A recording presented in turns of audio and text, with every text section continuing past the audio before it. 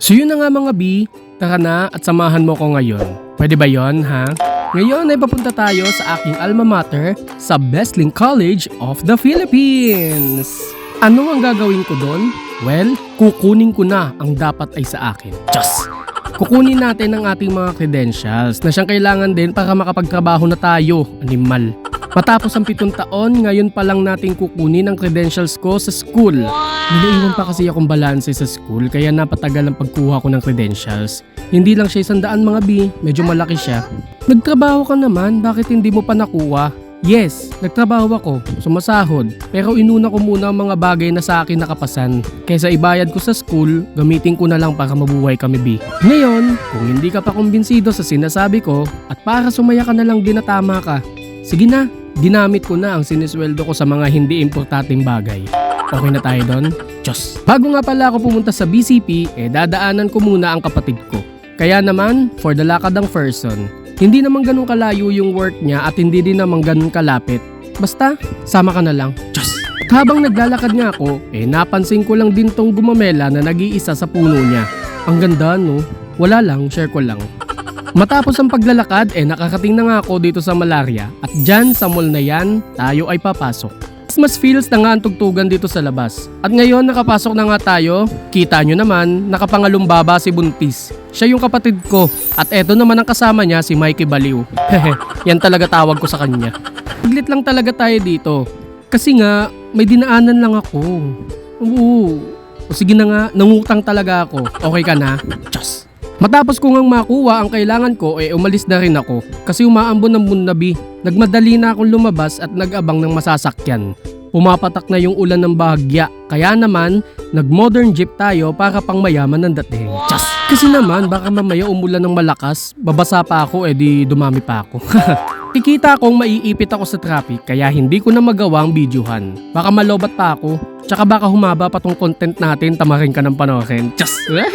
At matapos nga ang higit 1 oras na biyahe, na nooy 30 to 45 minutes lang, nakakating na tayo dito sa best link naming mahal. Oy, mahal, iba din, di mo kaya. Just! Agad na nga akong pumasok at dumiretso ng registrar para ibigay ang claiming stub ko.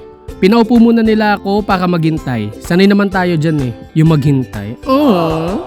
Actually noong August 21 pa ang schedule ng releasing ng TOR at diploma ko. At September 4 naman ang certificate of graduation ko. Pero ngayon ko lang siya kinuha para naman wala na silang dahilan na hindi nila maibibigay. Sobra na yung araw na maihahanda nila, no? Diyos! So eto na nga, tinawag na nga ako para sa releasing.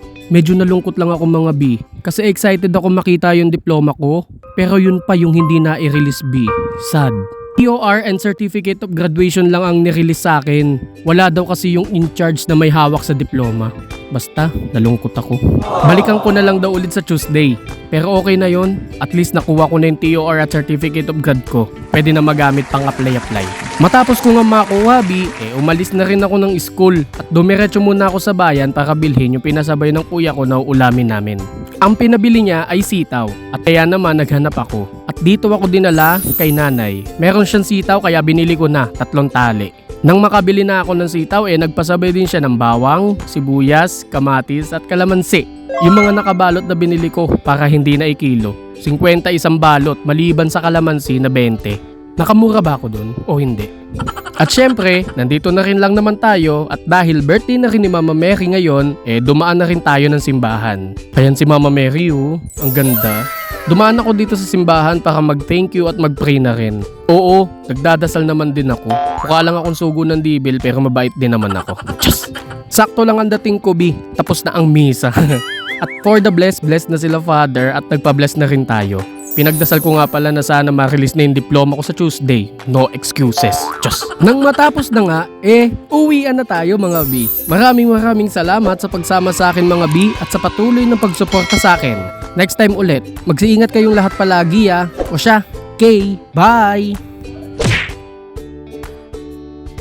Isang mabilisang shoutout sa mga binating support. Catherine Estrada, Johnlyn David and Brian Angkilan, Dina Nortia, Joji Paharo, Melchor Longabela, Vincent Bermudo, Hazel Villa Delgado, Jasmine Magtalas, Kevin Sumaya, Joseph San, Ronaldin Espino, Charmaine and Mark Jan Cariaga, John Paul Uy, Faye Espinosa at Marife Gonzalez. Salamat at mabuhay kayo mga B. K. Bye!